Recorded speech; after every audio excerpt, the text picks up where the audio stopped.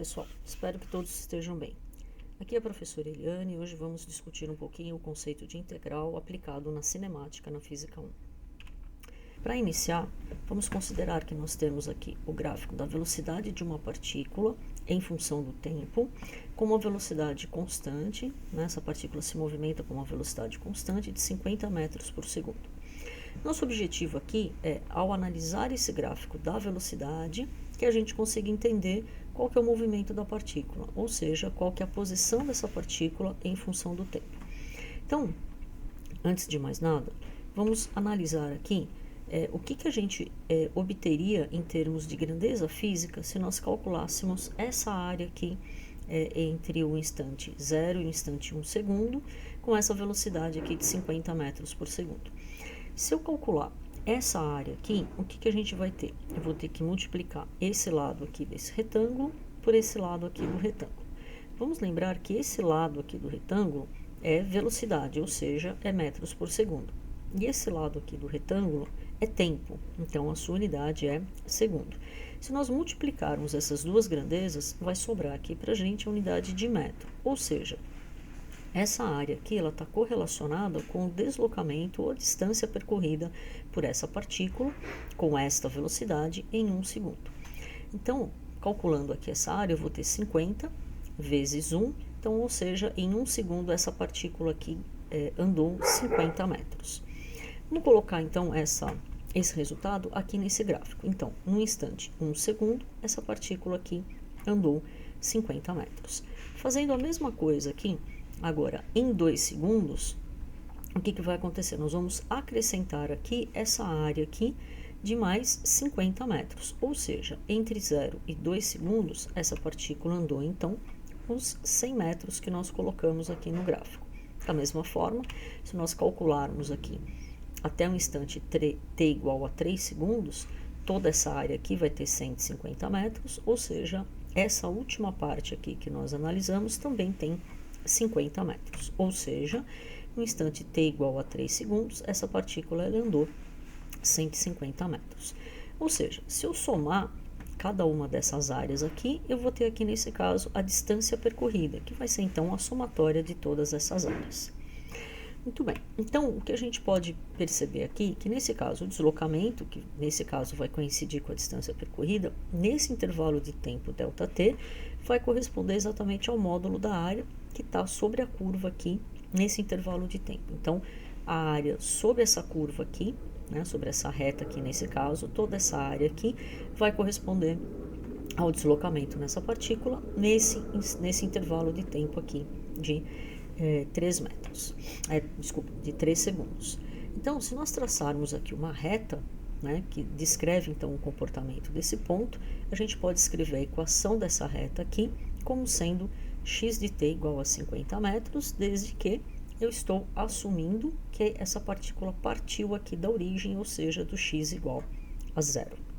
Muito bem, fazendo aqui uma reflexão e retomando um conceito que nós vimos aí nas aulas passadas, vamos lembrar que a velocidade ela é a derivada da posição. Então, se eu derivar essa equação aqui, ó, 50t em relação ao tempo, vai sobrar aqui para mim exatamente os 50 metros por segundo, que é a velocidade dessa partícula.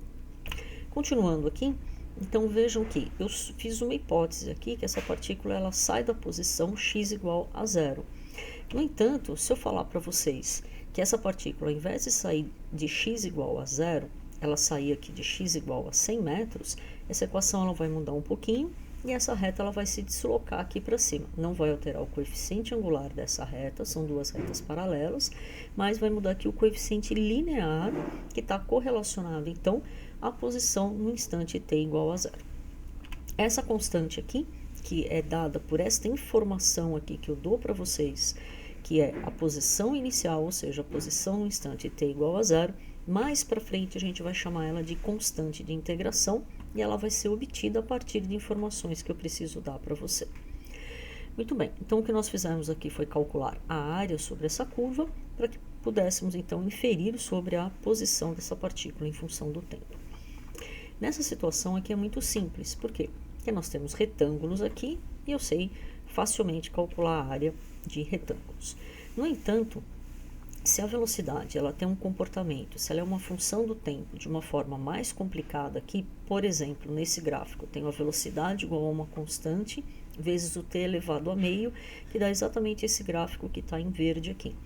Se a gente tiver, então, essa curva aqui, não é fácil a gente calcular a área sobre a curva. Então, vamos supor que eu tenha dois pontos aqui, ó, um ponto inicial que começa em meio segundo e um ponto final aqui que termina em 3,5 segundos, e eu quero saber qual foi o deslocamento, ou nesse caso aqui, a distância percorrida por essa partícula. Então, o que eu preciso fazer é calcular a área sobre essa curva aqui que eu destaquei em azul. Então, não é uma figura geométrica que a gente saiba fazer isso. Então, vamos tentar fazer isso por partes. O que a gente vai fazer aqui é dividir essa região aqui entre meio e 3,5 em 3 partes aqui. E vamos calcular, então, a área desses retângulos que estão em vermelho, que são esses aqui de baixo, e esses retângulos que estão em verde, que são esses aqui de cima. Claramente, se a gente observar, a gente sabe que essa área não é real, não é exatamente a área sobre essa curva, porque no caso dos retângulos vermelhos vai faltar um pedaço aqui de área, e nos retângulos verdes vai ter uma área aqui a mais. De qualquer forma, vamos fazer então essa conta. Então, o que a gente vai fazer aqui? Eu vou pegar esse retângulo aqui primeiro, vou fazer a leitura aqui da velocidade, que vale 0,7 metros por segundo. Essa parte, esse intervalo de tempo horizontal aqui no eixo do tempo vai valer 1 segundo. E se eu calcular essa área aqui, eu vou ter 0,7 metros por segundo. Se eu somar todas as áreas aqui, os 3 retângulos, eu vou ter um total de 3,51 metros. Mas olhando aqui o gráfico, a gente já sabe que essa é uma distância menor do que aquela que realmente a partícula percorreu. Se nós fizermos a mesma conta para os retângulos verdes, claramente vai dar uma distância maior aqui. Nenhuma dessas duas é a distância real, pois essa daqui é menor e essa daqui é maior. Então, a partir desse momento, vamos analisar a diferença dessas duas aqui, que está correlacionado, então, ao erro que a gente tem em relação à área real que vai estar debaixo dessa curva verde aqui. Então, nesse caso aqui, a gente tem 25% de diferença entre essas duas áreas. Qual que é a solução? A solução é a gente tentar melhorar o cálculo da área debaixo dessa curva. E para que a gente faça isso, ao invés de 3 divisões, a gente vai usar aqui 6 divisões. Ou seja, eu vou calcular a área de mais triângulos com uma distância aqui, né, horizontal aqui do intervalo de tempo com uma distância menor. Aqui nós tínhamos 1 segundo para cada retângulo e aqui eu vou ter meio segundo para cada retângulo. Se nós fizermos isso, a área aqui dos retângulos vermelhos vai dar 3,83 e a área dos retângulos verdes vai dar 4,41 e o erro aqui, né, a diferença entre esses valores caiu então de 25 para 13,2%. E esse intervalo de tempo aqui, de 1 segundo, foi para meio segundo. Então, o que a gente percebe? Que se a gente for diminuindo esse intervalo aqui, essas áreas aqui elas vão se aproximando cada vez mais. Então, vamos continuar fazendo isso. Tá? Vamos aqui fazer agora com 12 divisões. Cada intervalo aqui desse retângulo aqui vai ser 0,25 e calculando a área dos retângulos vermelhos e dos verdes, a gente vai ter aqui uma diferença de 6,28. Fazendo exatamente o mesmo processo, só que agora com 24 divisões, essa diferença aqui entre as áreas cai 3,4%. Muito bem, então, passando para 48 cai para 1,9, ou seja, à medida que a gente vai diminuindo esse intervalo de tempo aqui para fazer o cálculo dessa área, os valores vão ficando cada vez melhores. Então, vamos extrapolar. Se a gente aumentar bastante o número de divisões que eu tenho aqui, eu começo a ter, eu chego ao ponto de eu ter uma diferença, de ter nenhuma diferença entre esses dois valores. Então, o limite aqui que a gente chega é 383 divisões. Então, a gente está aqui basicamente com 1000 vezes menor em relação à primeira divisão que a gente fez. Ou seja, esse processo aqui de aumentar o número de divisões, o que nós estamos fazendo é exatamente fazer esse intervalo de tempo aqui, né, que é a largura de cada um desses retângulos que está aqui, tender a zero. Nós já discutimos esse conceito aqui lá em derivada, então toda vez que esse ΔT aqui ele fica muito, muito, muito pequeno, ao invés de escrever um delta grande aqui, um intervalo de tempo grande, a gente usa essa notação aqui, que é um D, que é um intervalo de tempo muito pequenininho, de tempo aqui. Então, é um dt aqui com esse dzinho minúsculo, significa que a gente tem um intervalo de tempo muito pequeno. Então, se a gente consegue fazer retângulos extremamente pequenos aqui com esse ΔT tendendo a zero, essas áreas aqui elas convergem para um determinado valor e aí de fato eu tenho a área sobre essa curva aqui. Portanto, entre t igual a meio e t igual a 3,5 segundos, essa aqui foi a distância percorrida pela partícula. Muito bem, claro que a gente não vai fazer isso geometricamente, né? Mas a gente tem uma ferramenta matemática que faz isso para a gente, que é exatamente a integral, que é o conceito que nós vamos introduzir agora. Então, o que nós fizemos aqui? Então, nós tínhamos retângulos discretos aqui, com esse ΔT grande, e somamos discretamente aqui valores desses retângulos. Então, para eu determinar aqui o deslocamento, a distância percorrida nesse caso, o que a gente vai ter aqui? Vou ter uma somatória, eu vou somar a área de cada um desses retângulos, multiplicando a velocidade pelo intervalo de tempo. Então, essa notação aqui é o que a gente chama de uma soma discreta.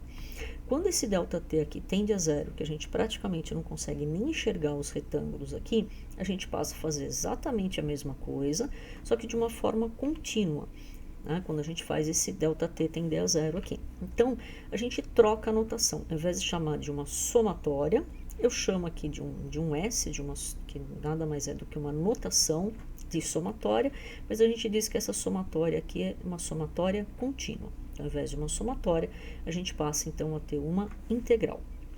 Como é que essa mágica acontece aqui algebricamente? Então, a distância percorrida aqui, ou o deslocamento, a gente vai ter aqui. A gente vai fazer uma somatória desde o instante inicial até o instante final. No nosso caso aqui foi de meio até 3,5, da velocidade vezes esse pequeno intervalo de tempo. Então, o que a gente está fazendo é somando esses pequeninos retângulos que tem aqui, né, para que a gente consiga calcular essa área aqui. Então, como que vai funcionar esse processo matemático aqui? Eu vou pegar essa expressão da velocidade que eu tenho aqui, que descreve essa curva, e vou colocar ela aqui. Ao fazer isso, a gente vai ficar, então, com uma integral, desde o tempo inicial até o tempo final, de uma constante, vezes o t elevado a meio, dt. Então, a velocidade vezes o tempo aqui, e vou somar todas essas áreas nesse intervalo de tempo aqui. Para que a gente resolva algebricamente essa integral, para que a gente realize essa soma, a gente vai usar uma regrinha aqui, tá? Então, essa somatória aqui, o resultado dessa somatória, eu vou ter que fazer o seguinte processo. A constante não vai mudar, ela vai permanecer aqui a mesma. Eu vou pegar o expoente da variável t aqui, vou somar 1 aqui em cima e vou dividir aqui pelo valor do expoente mais 1 aqui no denominador e estou fazendo essa soma nesse intervalo de tempo. Essa parte aqui é uma notação que a gente escreve e ela quer dizer que eu fiz essa somatória aqui, dando este resultado desde o tempo inicial até o tempo final. Então, nosso resultado aqui vai dar a constante, o t elevado a meio mais 1, que é o expoente mais 1, dividido por meio mais 1. Continuando então aqui a nossa álgebra, o que a gente vai ter? Nesse exemplo aqui, o alfa vale 1, o t inicial vale meio e o t final vale 3,5. Então, nós vamos aplicar aqui as nossas condições a esse resultado aqui da integral que nós obtivemos. Para que a gente faça isso, o que a gente vai fazer? Eu vou pegar o valor aqui do tempo final, jogar aqui na variável t, ou seja, eu vou calcular o valor desta função para t igual a 3,5 e vou fazer uma variação, ou seja, calculo para 3,5 menos o valor desta função, né, substituindo o meio aqui no valor do t, tá? Então, aqui, ó, 3,5 elevado a 1,5 e meio elevado a 1,5 aqui, tudo dividido por 1,5. Fazendo, então, essa conta, eu vou ficar com 4,129, que é exatamente o mesmo valor que nós obtivemos ali, calculando numericamente a partir do GeoGebra, ok? Então, essa álgebra aqui, ó, essa álgebra aqui da integral, me dá exatamente o valor da área que eu tive aqui, calculando geometricamente ali a partir do GeoGebra. Ou seja, a gente não precisa fazer esse processo aqui geométrico, a integral é uma maquininha mágica que faz essa conta aqui pra gente, calculando essa área aqui. Isso é o que nós chamamos de uma integral definida. definida porque eu defini o intervalo, exatamente o intervalo de tempo no qual eu quero calcular essa área, ou seja, eu tenho um ponto inicial e um ponto final no qual eu quero calcular essa área. Então, é isso que nós chamamos de uma integral definida, e o resultado dela vai ser um número que corresponde a essa área aqui, então. Muito bem, vamos pegar outro exemplo aqui para a gente continuar analisando. Voltei aqui a um gráfico da velocidade, agora eu tenho aqui um gráfico linear da velocidade, ou seja, a minha velocidade varia linearmente com o tempo, e a partir desse gráfico aqui, eu quero obter, então, a posição. Geometricamente, o que nós deveríamos fazer? Calcular aqui a área desse triângulo, a conta que der aqui vai ser a minha posição para um instante e meio. Depois eu calculo a área desse triângulo aqui, e o resultado vai ser a posição da partícula para esse instante de tempo aqui. Eu venho aqui no gráfico e acho aqui qual é o valor dessa partícula, e assim sucessivamente. Claro que esse é um processo bastante trabalhoso e não tem necessidade da gente vai fazer isso. A gente vai fazer isso a partir, então, do conceito de integral, calculando essa expressão matemática. Então, vamos lá. Aqui nós temos, então, a velocidade em função do tempo linear, e essa aqui é a equação de uma reta, né? Então, o V0 aqui é a velocidade inicial, e esse A aqui, que é a aceleração, ela é o coeficiente angular dessa reta, que nada mais é do que a taxa de variação da velocidade. Muitos de vocês devem lembrar aqui que essa equação aqui, lá no ensino médio, você chamava ela de vovô Ateu, que é o V igual a V0 mais AT. Então, para que essa equação descreva esta reta aqui, a gente precisa achar os parâmetros, que é o V0 e o A. O V0, nesse caso aqui, é zero. Ó. Então, a partícula está partindo com velocidade nula, está partindo do repouso e sendo acelerada. Então, esse V0 aqui vai ser zero. O A, eu tenho que calcular o coeficiente angular dessa reta aqui. Então, vamos lá. Como é que eu vou calcular o coeficiente angular? Vou pegar aqui ó, o cateto oposto, que nesse caso aqui ó, é 10 menos 0, dividido pelo cateto adjacente, que é esse lado aqui, 2 menos 0. Então, vai ficar 10 dividido por 2 e vai dar 5. Então, esta equação aqui é a equação matemática que descreve esse comportamento aqui. Qual que é meu objetivo? Meu objetivo é determinar a posição em função do tempo.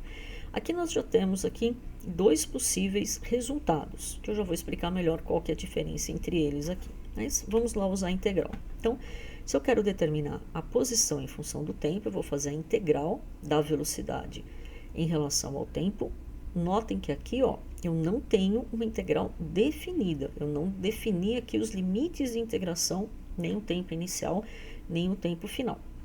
Mas vamos lá. Então, o que a gente vai ter aqui? Eu vou pegar essa expressão matemática, vou jogar ela aqui e vou aplicar essa regrinha aqui que nós aprendemos. Então, a constante vai permanecer aqui, que é o 5. Vou pegar aqui o t, 1, que é o expoente aqui desse t, mais 1, dividido por 1 mais 1. E eu tenho que acrescentar aqui uma constante de integração. Lembra que nós fizemos isso lá no início do vídeo? E essa constante de integração aqui vai depender exatamente da posição inicial aqui da partícula. A gente já vai falar um pouquinho melhor sobre isso. Muito bem. Fazendo, então, essas continhas aqui, o que a gente vai ter? A gente vai ter, então, essa expressão matemática aqui. O x0, que eu ainda não determinei, mais meio de 5t². Se você lembrar lá do seu ensino médio, você vai lembrar da equação do sorvetão, que é x0 mais v0t mais meio de at², que é exatamente esta equação que nós obtivemos aqui. E por que não aparece o v0? Porque lembra que o v0 aqui é zero. Então, por isso que ele não aparece aqui nessa equação. Ok? Muito bem. E o x0 agora? O que a gente precisa fazer? Então, só para reforçar, isso é o que nós chamamos de uma integral indefinida. O que significa isso? Que ao invés de um número correspondente à área, o que eu vou ter é uma função matemática. Então, eu parto de uma função matemática, se eu resolvo uma integral indefinida, na qual eu não tenho os limites de integração, meu resultado também vai ser uma função matemática.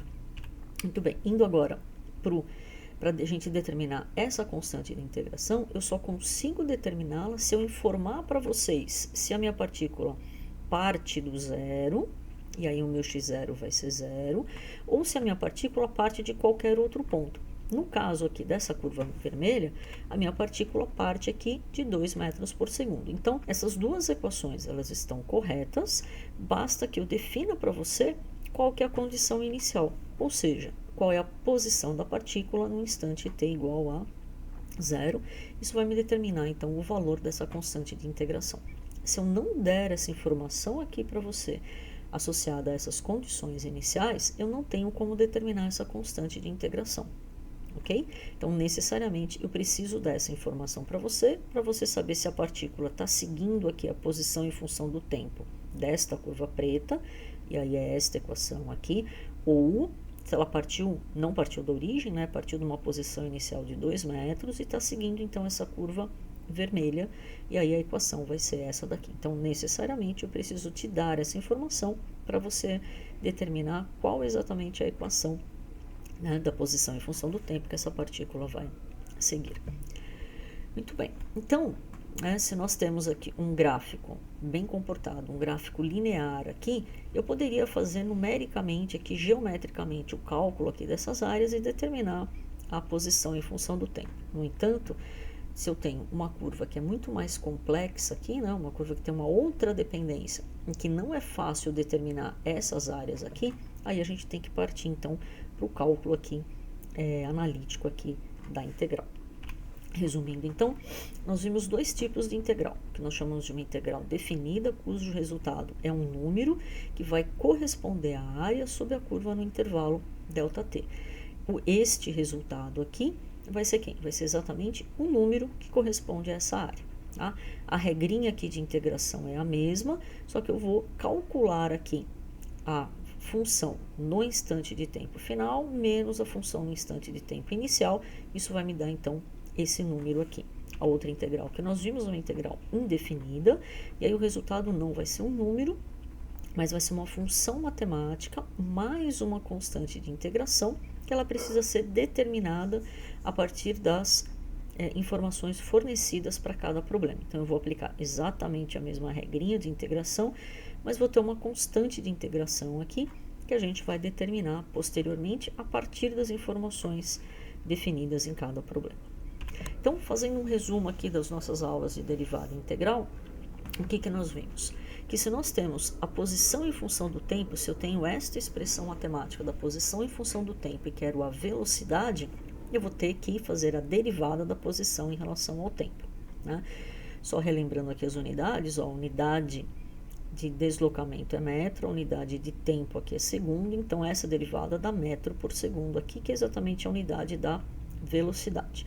Se eu tenho a velocidade e quero a aceleração, eu vou derivar novamente a velocidade. Então, aqui em cima eu tenho metro por segundo, que vai dar a unidade de aceleração, que é metro por segundo ao quadrado.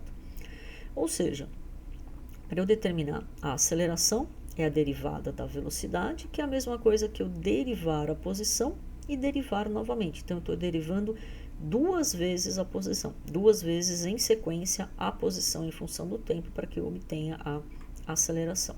Então, a notação para isso é d2x dt2. Esse 2 não é elevado ao quadrado, esse 2 significa que eu derivei duas vezes a posição. Na integral, o que nós temos então? Eu tenho, se eu tiver a aceleração em função do tempo e quiser a velocidade vai ser então a integral da aceleração em relação ao tempo. Então, calculando a área sobre a curva da aceleração, isso vai me dar a velocidade. E se eu tiver a velocidade e quiser a posição, eu integro novamente a velocidade para que eu consiga determinar a posição. Só voltando ao conceito de segunda lei de Newton, vamos lembrar que como que eu tenho essa aceleração, de onde eu tiro a informação da aceleração. Lembrando da segunda lei de Newton, a força resultante é massa vezes aceleração. Ou seja, se eu consigo determinar quem é a força resultante que atua numa partícula, eu sei quem é a aceleração a qual essa partícula está submetida. Uma vez que eu sei a aceleração, eu consigo determinar a velocidade. Uma vez que eu consigo determinar a velocidade, eu consigo descrever o movimento dessa partícula, descrevendo então a posição em função do tempo. Muito bem, então aqui está um resumo das regrinhas, né, da derivada e da integral. Então, se eu tenho posição, quero velocidade, eu derivo. Se eu quero aceleração, eu derivo a velocidade de novo. E tenho aqui a segunda derivada da posição. Lembrando aqui a regrinha de derivação, eu vou ter uma constante, vai cair aqui o expoente da variável, e o expoente vai ficar o valor que eu tinha antes, menos 1. Então, essa é a regrinha de derivação do polinômio. No caso da integral, se a gente tiver aceleração e quiser a velocidade, eu integro a aceleração, obtenho a velocidade. Se eu quiser a posição, eu integro a posição. Qual que é a nossa regrinha? A constante permanece aqui, e agora eu vou somar 1 no expoente aqui da variável e dividir pelo expoente mais 1. Então, essas são as duas regras de integração de polinômio e são as únicas que a gente vai ver na física 1. Vamos então agora fazer um exercício para a gente fixar esses dois conceitos, tanto de derivada quanto de integral, de uma forma um pouco mais operacional. Então, aqui a gente tem a velocidade de um objeto, dada por essa expressão aqui, onde o alfa vale 4 metros por segundo e o beta 2 metros por segundo ao cubo. Observem que o alfa e o beta são grandezas físicas, ou seja, eles têm unidades, né? E aí eu deixo aí para vocês pensarem por que a unidade do alfa é metro por segundo e por que a unidade do beta é metro por segundo ao cubo. Muito bem, então vamos escrever essa equação aqui com esses valores, vai ficar 4 menos 2t ao quadrado. Para t igual a 0, o objeto está na posição inicial, está na origem aqui do sistema de coordenadas. Eu quero a posição e a aceleração em função do tempo, então vejam que eu quero aqui uma expressão matemática em função do tempo. Então, claro que a gente vai ter que trabalhar com uma integral indefinida para que eu tenha a expressão matemática aqui da posição e da aceleração em função do tempo. Eu quero a distância máxima positiva entre o objeto e a origem. Vamos começar aqui pelo item A. Então, se eu tenho a velocidade e quero a posição em função do tempo, a gente vai fazer uma integral. Então, a posição vai ser a integral da velocidade, substitua aqui a expressão matemática, só chamando a atenção aqui que essa constante que está aqui, que é o 4, é como se eu tivesse t elevado a 0, isso para que a gente aplique direitinho a regra aqui de integração, pelo menos uma vez. Então, eu vou ter o 4, 0 mais 1 dividido por 0 mais 1, menos 2, que está aqui. Aí o expoente aqui é o quadrado, vai ficar 2 mais 1, dividido por 2 mais 1, mais a constante de integração aqui, que eu não posso esquecer. Substituindo e fazendo aqui as contas, né? A gente vai ficar com 4t aqui, menos 2 dividido por 3t ao cubo, mais a constante de integração. Nosso próximo passo agora é determinar quanto vale essa constante de integração. Para isso, eu volto lá no enunciado, e ele me dá a informação que para t igual a 0, o objeto está em x igual a 0. Então, o que a gente faz aqui? Substituo t igual a 0. Nesse instante de tempo, a posição é 0. Eu substituo 0 aqui em todos os valores de t que eu tenho aqui.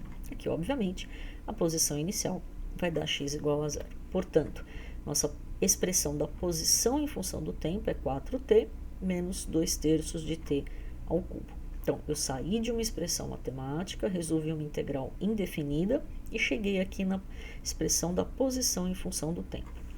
Se eu quiser determinar a aceleração agora, a gente vai ter que derivar a velocidade. Então, a derivada do 4 aqui, que é uma constante, ela é 0. Vou ficar com menos 2 aqui, que é o valor da constante, vai cair esse 2 que está aqui e vai ficar 2 menos 1 aqui no expoente, aplicando a regrinha da derivação de polinômio. Portanto, a nossa aceleração vai ser menos 4t metro por segundo ao quadrado. Vamos então para o item B agora. Aqui no item B, o que a gente precisa? Eu preciso lembrar de um conceito que nós discutimos lá nas aulas de derivada, que é o ponto de máximo aqui da distância. Então, eu quero a distância positiva máxima entre o objeto e a origem. Então, eu quero a distância, eu quero a expressão matemática que dá a posição, eu quero que esta distância seja máxima. O que isso significa? Se eu quero um ponto de máxima, a derivada da posição é 0. E a derivada da posição é a velocidade. Então, a distância máxima positiva corresponde, então, a uma velocidade igual a 0. Vamos lembrar aqui o gráfico.